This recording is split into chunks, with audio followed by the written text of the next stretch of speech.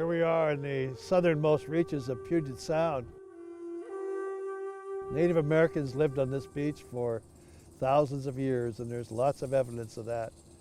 Broken fire-cracked rock, limpia oyster shells, clam shells, shell middens. It's all here as evidence today.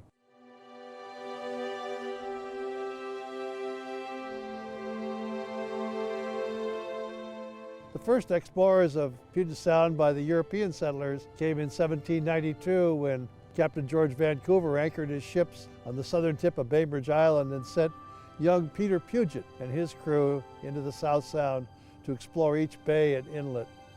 When they got to this spot, they met a number of Native Americans who they said looked very fierce and scary, but in fact were extremely friendly. They named this Friendly Inlet, or Friendly Cove.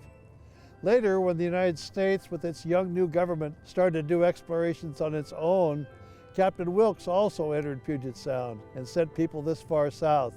They changed the names of these inlets and bays to names that reflected the American influence. This one was called Eld Inlet, and way up in the end of the bay here, it's commonly called Mud Bay. When the treaty times came for the Native American tribes, this became a Squaxin location. The Squaxin are the people of the inlets of South Puget Sound. And they provided a tremendous resource and learning opportunity for all of us on how to sustain the harvest, how to restore the environment, and how to help each one of us know to have better practices in our day-to-day lives to make sure that the salmon always run and that there's always clams and oysters on the beach.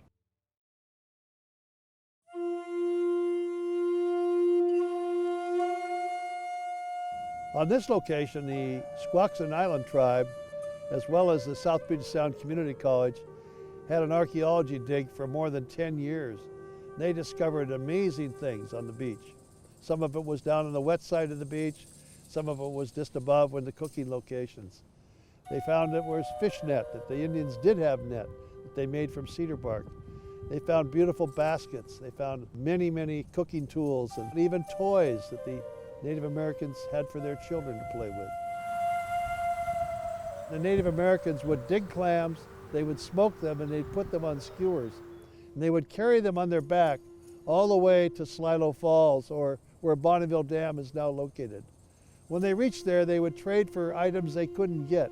They needed hard rock from Eastern Oregon to make projectile tips and to make tools. And so that became a large part of the find here when we did archaeology on this site.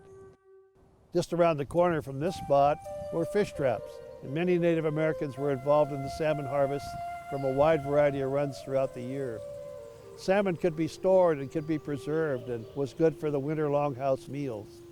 Native Americans in the summertime, as well as winter, had the opportunity to harvest sea life, clams and oysters and crab and a wide variety of other things that grew in these bays. The tribes here were rich with history and rich with lore, and they still live on these bays and they still harvest the fish.